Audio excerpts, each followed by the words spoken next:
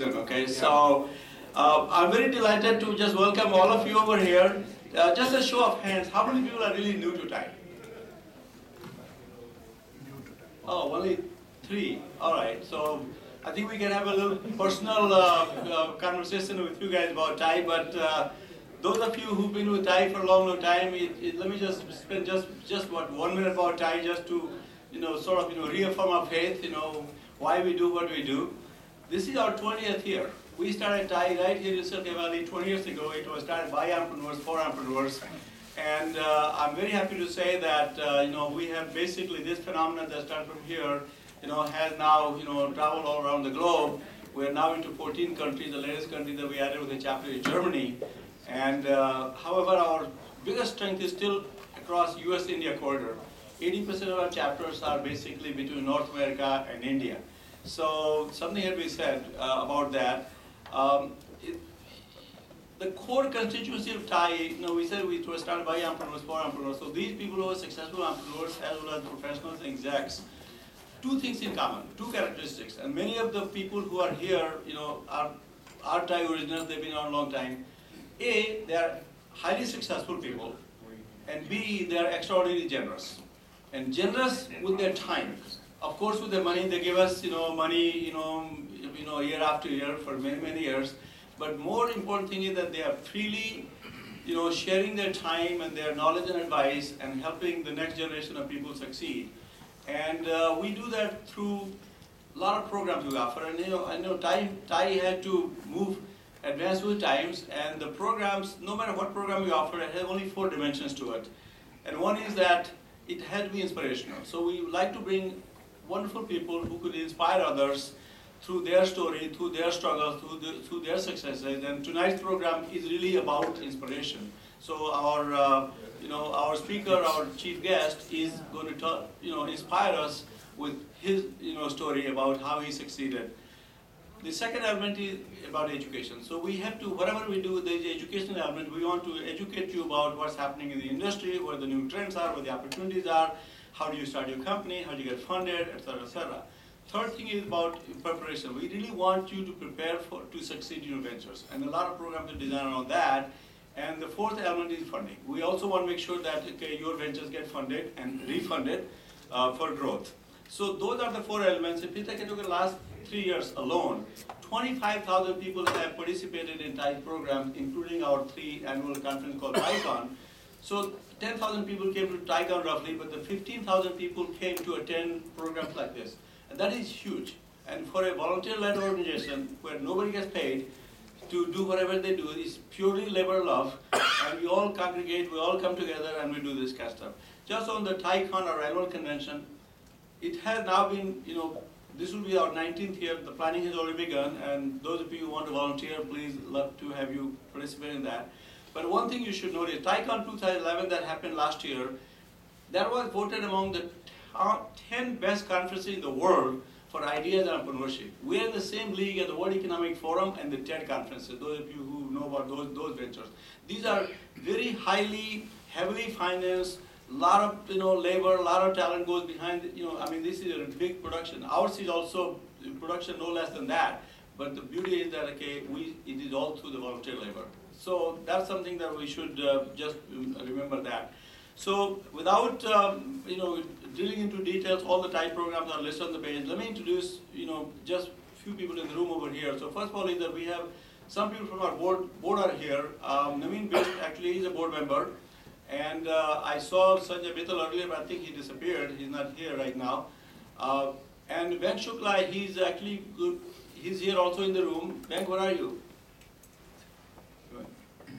Disappeared. He's going to be coming back, and he's going to be taking over from me as the president next January. So he's my understudy, but I'm not too sure that's the appropriate description. But we make sure that we allow a good 1-year leadership transition. So my 4-year will be completing.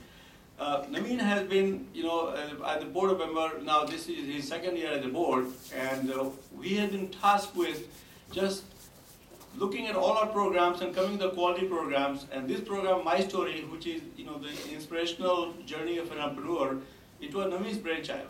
He conceived it last year, and I think, if I'm not mistaken, today is the 10th session of it?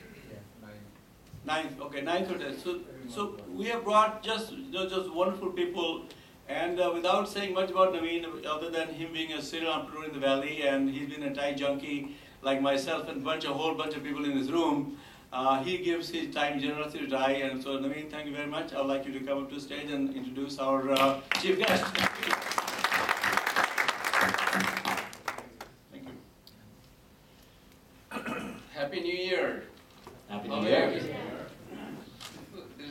It looks like we need to be excited for 2012. 10 years have passed. Every year, January, I think you go, okay, this is the year it's begun with good, high, positive energy. And this year I really felt that, because if you remember on January 1st this year, I woke up in the morning, nice, sunshine and everything. I said, there is something about it.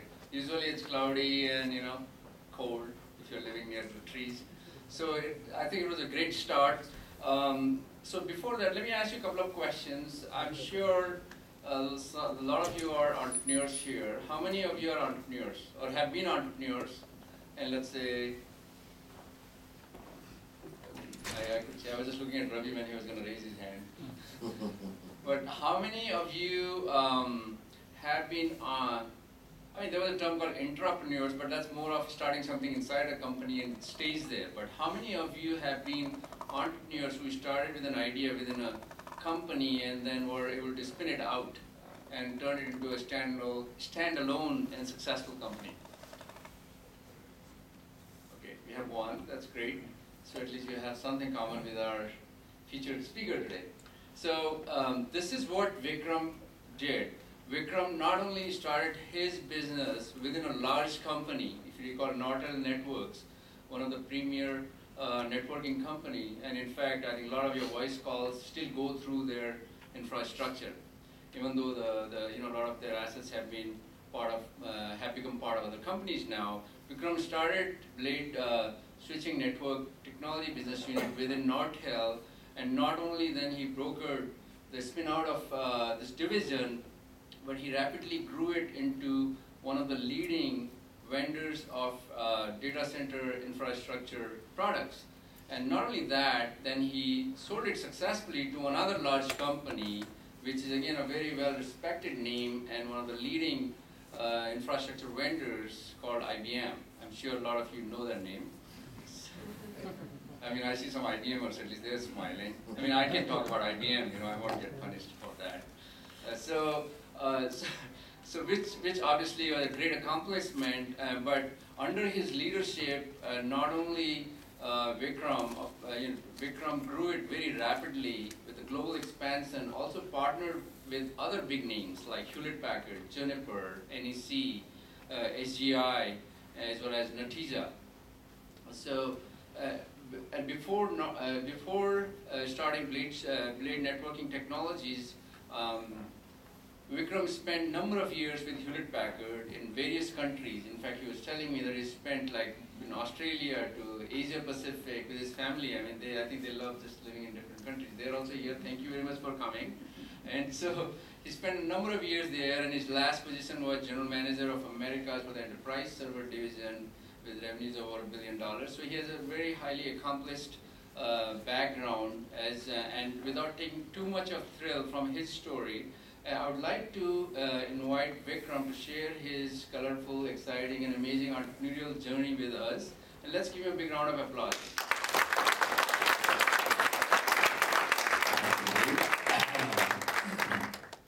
Well, thank you, folks. Good evening. I hope dinner from Mantra was wonderful.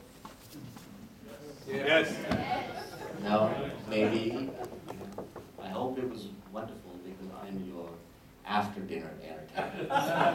Folks got your money's worth. Matter of fact, when I was leaving the office today, my assistant asked me, "Vikram, you're leaving the office unusually early today. What's up?" And I said, "Well, I am trying out a new gig. I'm going to become a stand-up comedian." Today's my first outing. So welcome folks. I want to thank Ty for affording me the opportunity to come out and talk to you folks. Even though I'm on camera, I recognize I'm on camera. There's at least 2 IBMers here. There's probably a few IBM lawyers somewhere. And we're fired up on the outside. No questions are bad questions. You know, matter of fact, I really tried to convince one of my close friends, somebody that I used to work for by the name of Shailesh Nayak, when I moved to Australia. His wife called up, and he's good friends with my wife, Kirti. I'm going to introduce my family here in just a second. And they said, hey, yeah, we were reading about you know, Vikram's presentation to the Thai conference. And I said, oh, I better get a hold of this newspaper. So we showed up at their place a couple of days ago, and sure enough, you know, he pulled out this thing. It says India West and I showed up in the entertainment section.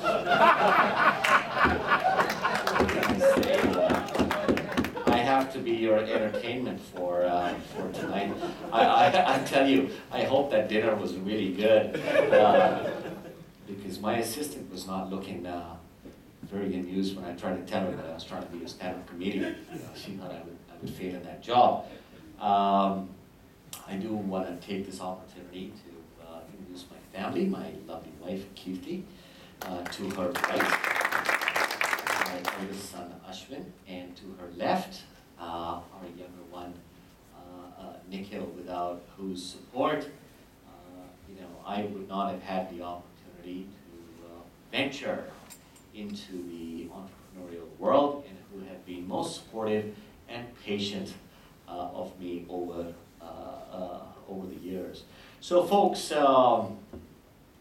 know, I don't know if this is going to be fitting of the gift that, according to this India West newspaper, said, Karan gives Ferrari to Red Hot Katrina, right? I don't know what that was all about, but, you know, we will, I at least want to try and make this as informative for the team and for you folks that have taken time during the course of your week to come out and afford me the opportunity to talk to you. I really want to tell you a little bit about myself, a little bit about the company that I co-founded, along with some very generous colleagues and very patient colleagues. And then want to, you know, talk you through the entire story and really want to give you, in the David Letterman style, sort of the top 10 things that I took away as an entrepreneur. And, you know, I wouldn't call myself a serial entrepreneur, but I've done this a couple of times. I've had a miserable failure. And we'll talk a little bit about that. And, you know, with a little bit of luck, some acumen, a tremendous amount of support, I've had one successful one, so we'll talk a little bit about that as well. And feel free to interrupt me. We'll try and make this as interactive, and I really want to make sure that you folks are getting as much out of this as possible. Yeah. So a little bit about myself. I was born into a military family in Delhi, India. My dad served for the Indian Navy, and my mother was an educator. I did lose my dad at a very, very early age. Lost my mom a few years ago as I was running late. I attended the Air Force Bal Bharati School, and I must tell you, the fact that I did end up going to college and doing electrical engineering, which is considered you know, not an easy discipline to graduate in. I was quite the challenge for my mother to bring up. I remember when she would show up at parent-teacher meetings, you know, the constant thing was, "Oh my God, you're Vikram's mother," you know.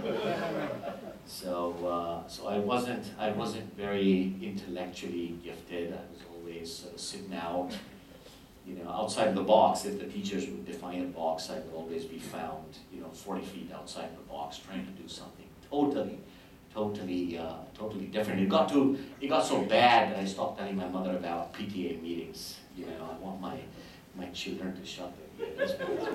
But them stopping to tell Kirti or myself about PDA meetings, but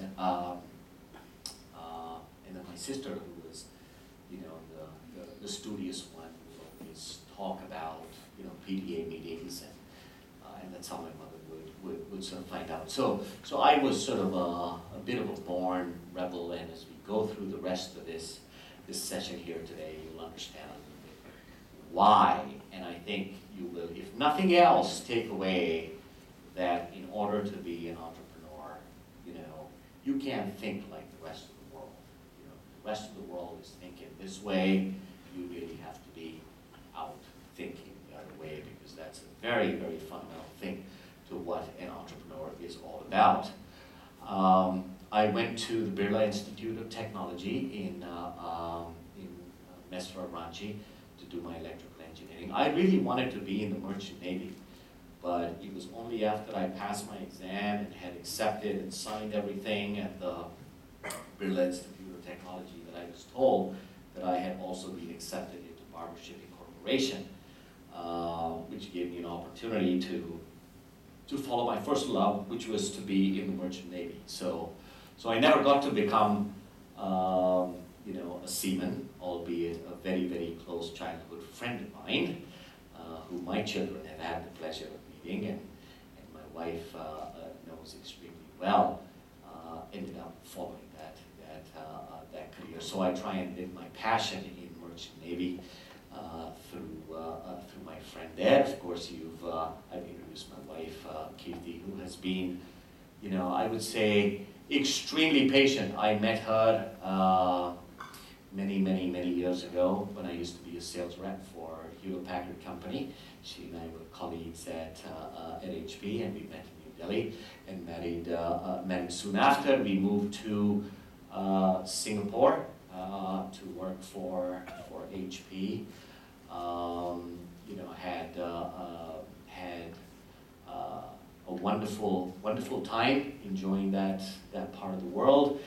We have two boys, Ashwin, who is a student of the King's School in Sydney, Australia.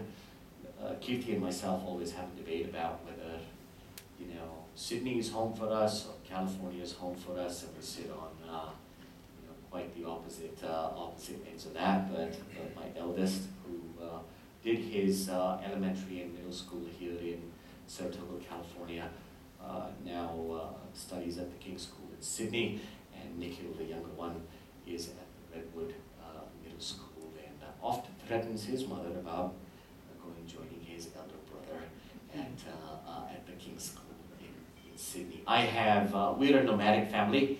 I started my professional career in New Delhi, India, but moved very rapidly after that to Singapore.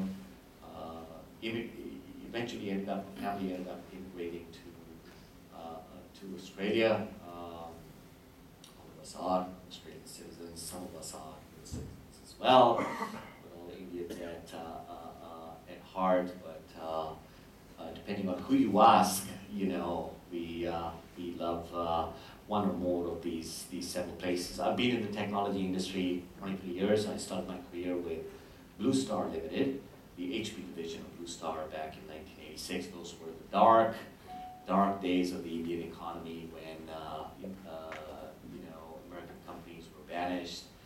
Coca-Cola had been sent off from the country. IBM had been sent off from the country. And for any American company to be represented in the country, they needed to have a 51-49 partnership at least with a local conglomerate. So Blue Star was the one that was representing HP. I moved with them to Singapore, to Australia, to Hong Kong, eventually to the US, and then launched into the entrepreneurial world, leaving HP after I moved to the US. So I'm sort of what they would call, you know, getting into the midlife crisis of my career in the technology world. But I've been on the server side, I've been on the storage side, I've been on the software side, I've been on the networking side. But it's always been around providing critical information to businesses, large and small, government, or in the private world. My biggest moment was being recognized by Ernst & Young. You know, matter of fact, it's quite a funny story because I think I must have filled, sorry about that, nervous here this evening. I must have filled my application about 4 times. And when my marketing manager came up to me and said, well, here for the 5th time you're required to fill out the E&Y thing, I literally tore the application form out and threw it back in this person's face, sort of almost in their face, instead of saying, look, I'm not going through this humiliation one more time, because I keep filling out these applications and keep exposing things about my entrepreneurial spirit, and you know, only to find that I keep getting rejected by E&Y. But my big moment arrived in 2009, and subsequently in 2010, having won the E&Y award for the emerging category in Northern California, which was quite a surprise because that was right around the time that Zynga and a number of these companies that you know, I certainly consider contributed a lot more to society, to people, to the world than a tiny little outfit called Big Number Technologies, but you know, so be it.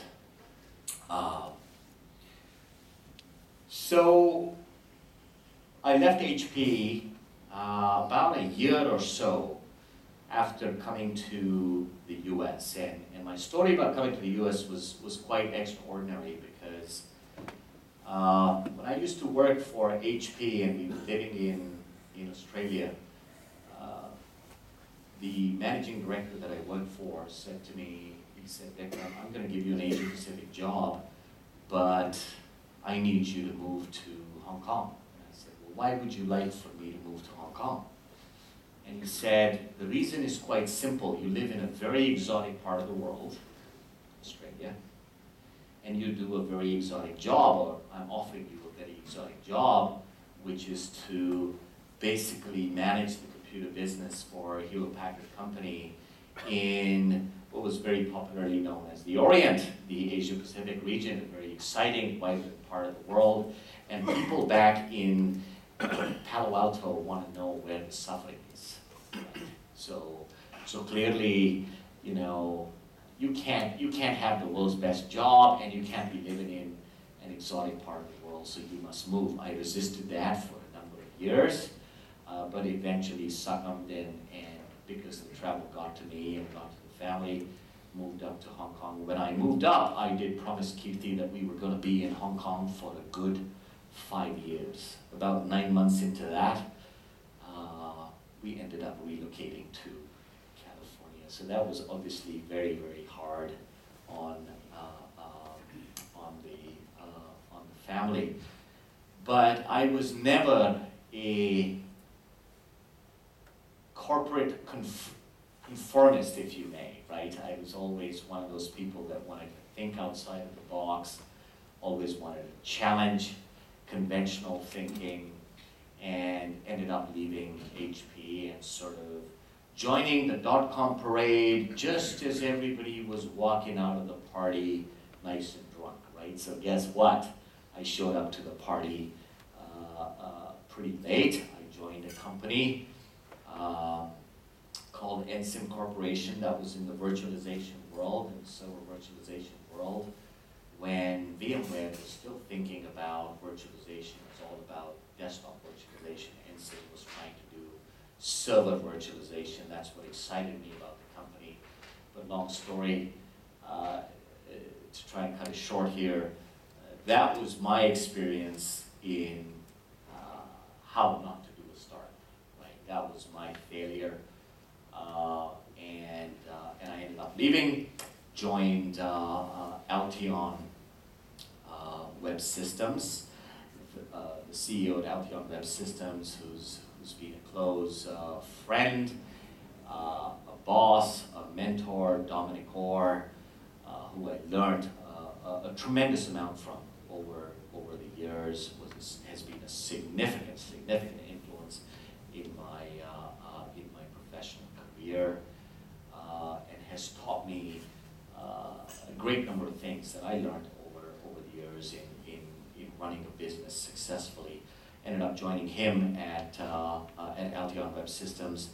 Alteon Web Systems got sold to Nortel very soon after I joined, not because I joined or anything like that. I think those things were all in motion anyway. And then about that time, Alteon Web Systems, for those of you that remember, was sort of in the server load balancing space, was providing technology to load balance servers in the world. Email was the most popular application, but there were other things like e-commerce and web shopping and things of that sort. And while at Nortel, we came up with this whole concept of providing network infrastructure for blade server systems, right, which is really a next generation of data center computational computing. And so we coined that whole concept. We started this business unit, myself and a few of my colleagues, and unfortunately, the timing was bad, right? They say in the venture world, they say in the entrepreneurial world, that timing is half the equation. Well, boy, do I believe that, because the timing was wrong. The internet bubble had burst, and Nortel got into a bunch of accounting scandals of their own, and I found myself in a situation when I was constantly having discussions with my president about, would you want to fund this business or not? They didn't want to fund the business, but they didn't want to let the business go, right? And yet we had, managed to secure some important business with companies like HP, my ex-employer, IBM, who I competed with for a large part of my career. And we'll talk a little bit about how that whole spin-out occurred, but in February of 1986, after about 2.5 years of struggling with Nortel and eventually leaving Nortel, I succeeded in spinning this business out of Nortel Networks. Did I say 1986? I'm sorry. I will have the opportunity to correct that slide. It should say 1996. I'm sorry. Thank you so much. I appreciate it. Yeah. We spun out in 1990. I'm sorry, in 2006. I should say. 2006. You copied that. You copied that. Yeah, exactly. So 2006, we spun out from there. In a few years, and I'll talk a little bit about what happened and how we spent some of our cash, because that's an important message that I want to leave you folks back with. But in July, August of 2009, right amidst the entire global financial crisis, we raised our Series B round. And we, that round was led by NEC in Japan. NEC, by the way, has only led rounds globally about 3 times. And in their 125-year history, the company has never led a round in a down economic environment. So when they... 1 second. Go ahead. That wasn't me. Was that me? No, go ahead. Is that okay? Yeah. Go ahead. Okay. You hear me? Yeah.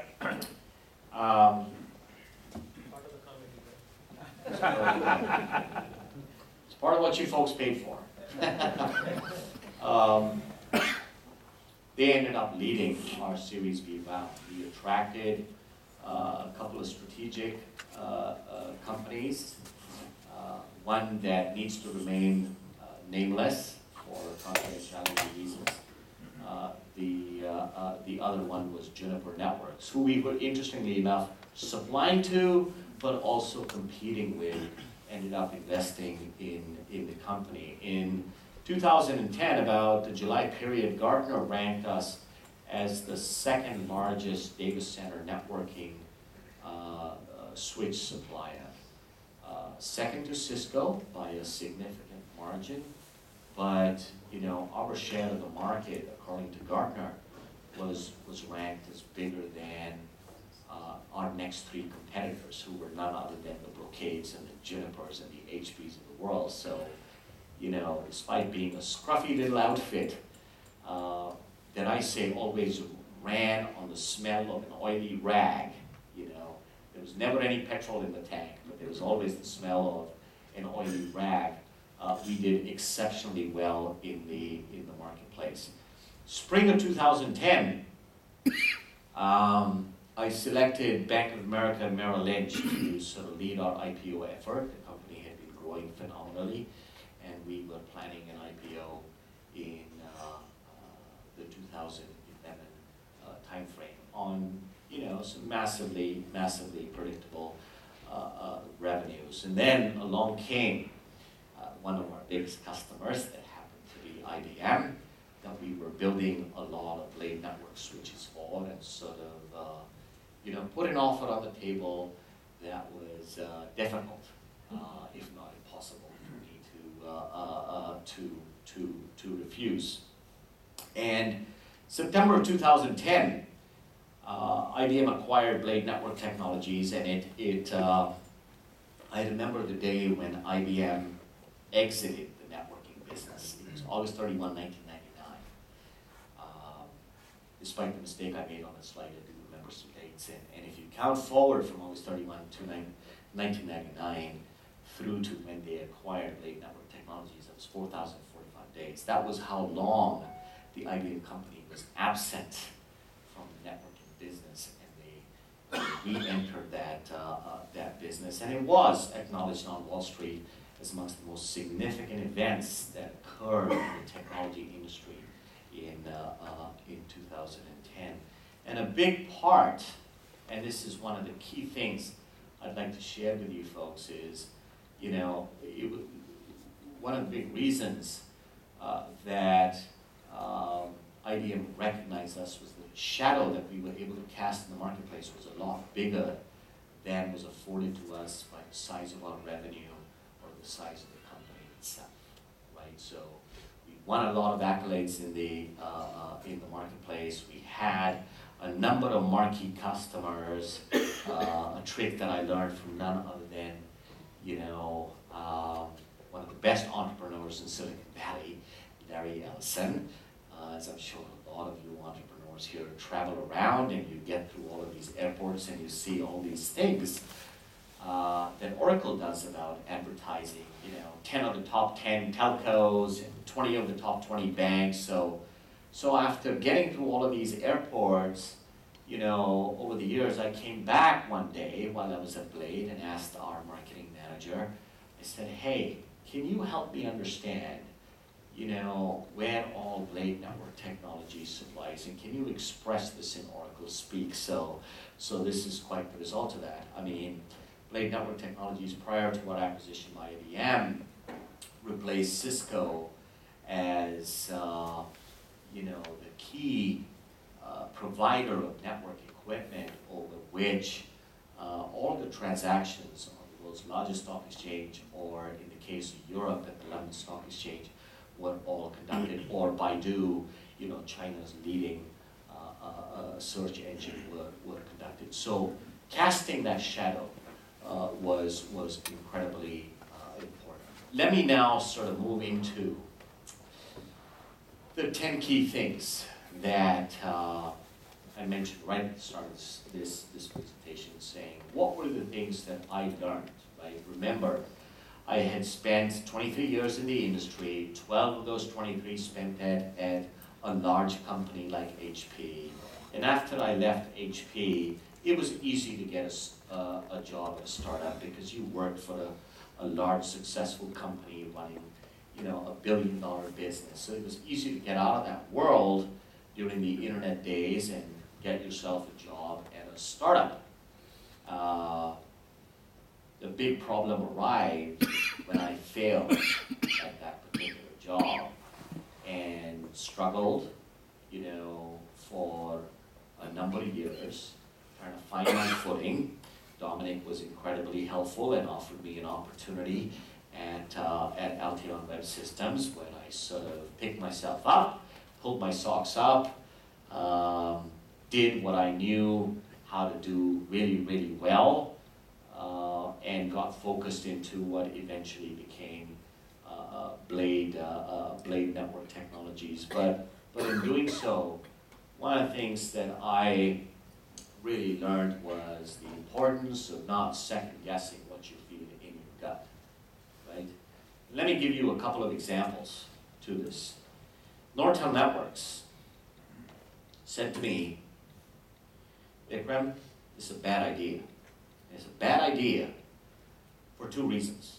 Number one, we're in the midst of a dot-com bust, and we're in the midst of an accounting scandal.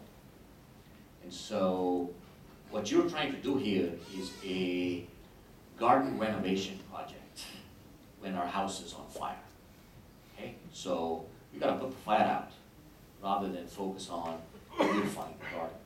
Second, even if you execute brilliantly, Nortel's share of the broader Ethernet switching market is 4%. So if you execute brilliantly, and Nortel had been around 100 years, more than 100 years by now, they said even if you execute brilliantly, by the time you are done, your share of the market will be 4%. And they were stating at business plans that I put forward saying that our share of the market would be 40%. So they said this is a bad idea, right?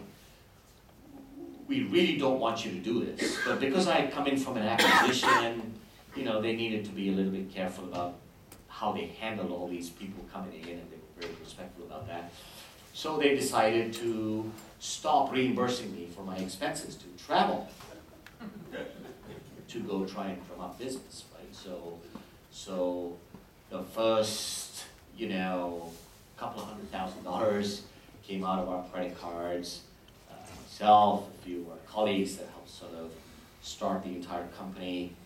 So Nortel went from, we think this is a bad idea, to we think, well, we're not going to reimburse your expenses, you got to do this on your own, to reluctantly start the business, to we're not going to let you spin it out, to, you know, a couple of years after that, when I ended up leaving, it went to, well, why don't you buy the business off of our hands, and we'll literally give it away to you because it's such a headache.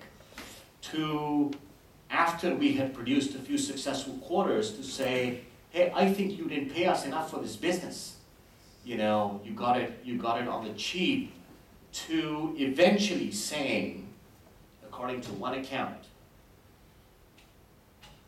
that this was the return that Nortel's now creditors generated on this thing was the largest of any minority investment that Nortel made over a 14-year history.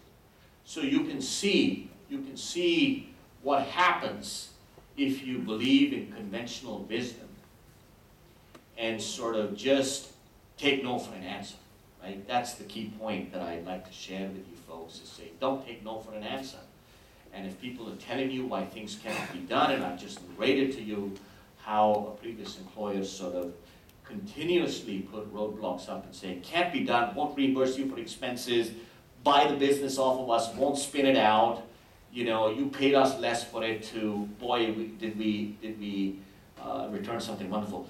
The other example that I have is of a very respectful competitor, none other than Cisco. So you can't be in the networking business in Silicon Valley. Every story ends with a, and then you compete with Cisco, right? So we were competing with Cisco as well.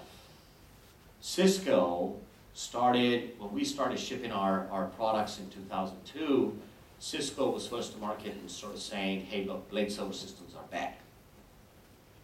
They then moved their story from saying, Blade Server Systems are bad, to saying, well, you really don't need any intelligent network switching in Blade Server Systems. Just put a pass-through module, bring it all out, and connect it into a Catalyst 6500 system.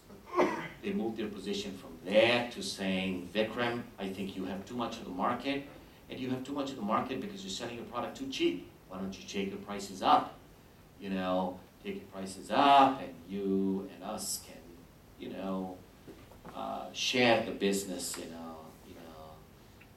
very, very profitable way, and the market share would shake out to be what it is. To, we all know the story, Cisco is now in the Blade Server market. key message I want to leave you folks back with is if you feel it in your gut as entrepreneurs,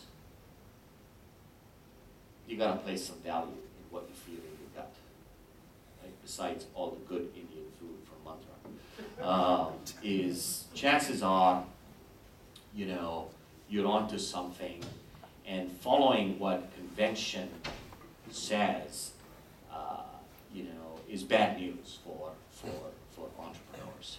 The next lesson I learned was, at the end of the day, look, it's all about delighting people. It's all about making sure that you do things that will not only please people or meet their requirements, but will just shift them to a completely different space. And there's two types of people I'm talking about. I'm talking about customers, and I'm talking about the employees inside the company, right?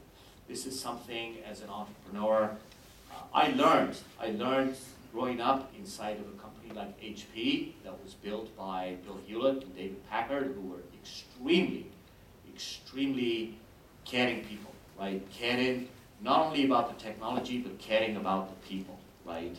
I had the opportunity to learn a few things from Mr. Packard himself as a young employee inside of HP.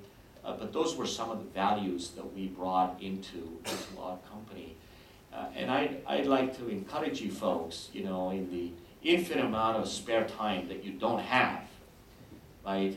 Please get out and try and read this book called The HP Way, because it really talks about the people aspect. Look, at the end of the day, it takes a person with a feeling in their gut to develop an innovative product. It takes a customer at the other end to believe in you, to buy that product from you. And when that product doesn't work in their shop, it takes a person to go fix that problem, to delight the customer. So at the end of the day, it is really all about people. So one of the things that we did as Blade Network Technologies was sat at the Duke of Edinburgh in Cupertino, right outside the HP office, which still remains a favorite watering hole for a number of us, you know, ex-HP people.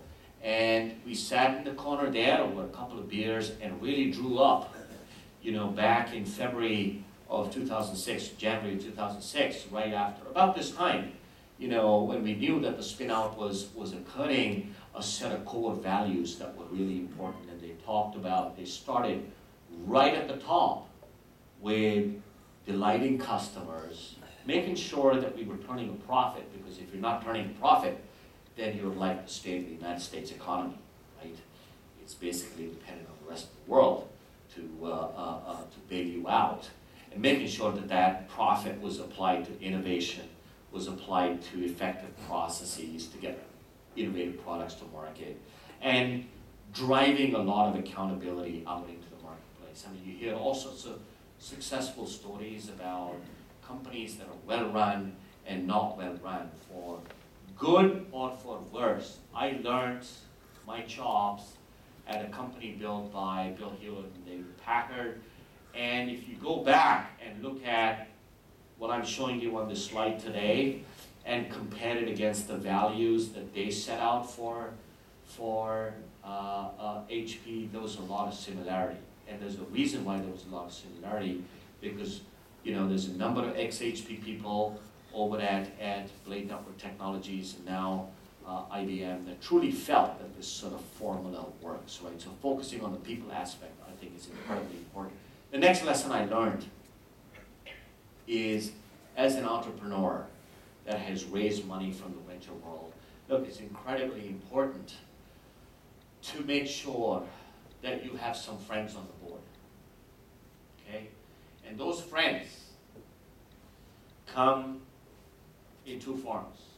Those friends come as the angels that have invested in your company, who are largely part of your personal network, but those friends also come in the way of independent directors that have been general managers in a lot of companies that have run real businesses, right? That have had to worry about payroll, that have had to worry about scaling revenue, reducing costs, improving profitability, improving quality, driving customer satisfaction, all those sorts of things, right? That is incredibly important. And I had to fight my board for that, because no investors like intelligent people on the board.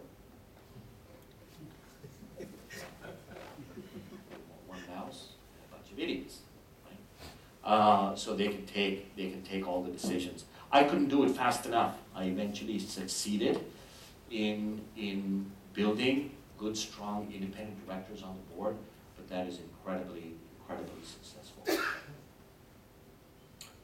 Another very important lesson I learned, lucky 7, right? That's why this is positioned as the 7th most important lesson I learned, which was to look at small companies.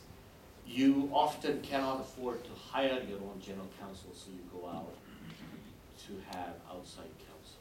Well, hire, and you know, all the 10 lessons you're going to learn about, through the guidance of other people, like Dominic, and you know, other sensible people around me, I got a lot of good advice and made a lot of good decisions. This was one area where I made a bad decision, because I didn't recognize till it was too late the importance of hiring a general counsel that is working for the interest of the company and its people versus working for the investors. I'll take a different spin on this a little bit later. And I was back in grade 10 when my teacher said something to me that completely flew over my head. But when I got to this point, when I realized the importance of hiring counsel that was not conflicted, those words struck me, and I had this aha moment. And the words were, there is nothing in this world, ladies and gentlemen, that is more dangerous than a resourceful idiot. There is nothing in this world more dangerous than a resourceful idiot. Right? So, when you're out there, you got to make sure, because your counsel's helping you with intellectual property, counsel's helping you with fundraising, counsel's helping you with potential sale of the company, and certainly counsel's a very important part of the team that is advising you on what to do in terms of structuring contracts for critical employees in the company, being the whole IPO effort. Right? Hire somebody that's going to work in the interest of the company versus the interest of the investors. Okay, that conflict of interest, you know, takes a lot of things to figure out. Build a leadership team, and I'll let you read that little funny Dilbert cartoon. I am a Scott Adams fan, as my boys would recognize. You know, build a leadership team that you and your employees can really trust. I tell you, we did a little thing at Blade Network Technologies. It's all about, I didn't sit as the CEO of the company in a closed office. I literally sat out on a table out in the open, as did every member of my executive team, because we wanted to send all of the 300 employees in the company a single message that you can approach us anytime with any issue. Right? We literally sat out in the open. We gave offices, we gave quiet cubicles, bigger cubicles, etc., to people that, you know, wanted that sort of environment versus build this big hierarchy around, right? We knew the names of every child in the Blade family. We knew the spouses' names, we knew their birthdays. You know, we would do things that kind of really build that culture. And it's amazing. We had employees in India, and you know what it takes to build an organization in India. If you have anything less than 1,000 employees, you're going to have a lot of turnover, right? Because you got the big Oracles, the IBMs, the HPs, and all these guys recruiting people, and there's massive turnover. We had less than 1% turnover in that market. Countries like Romania, you know, etc. on a corporate-wide basis, we boasted less than 2% turnover. You know, even though we went through a couple of really, really bad cycles. So building this was a very, very important lesson for me. Right? Some people call this being a tight ass. I actually refer to it as a spiritual discipline, right? Being able to treat every penny that your company has as a manhole cover. So here's our story. When we spun out, we raised $30 million in capital. We spent $3 million on lawyers, doing all the agreements. So we started the company's balance sheet with $26 million. In December of 2008, 2 weeks before Nortel filed for bankruptcy, we purchased half of what Nortel owned as preferred shares with cash on the balance sheet. That cost me about $10 million. Right? So you're doing the math now. 30, 26, 16. Global financial crisis hits. I've just bought back, albeit, you know, preferred shares and retired them. That's all a good thing.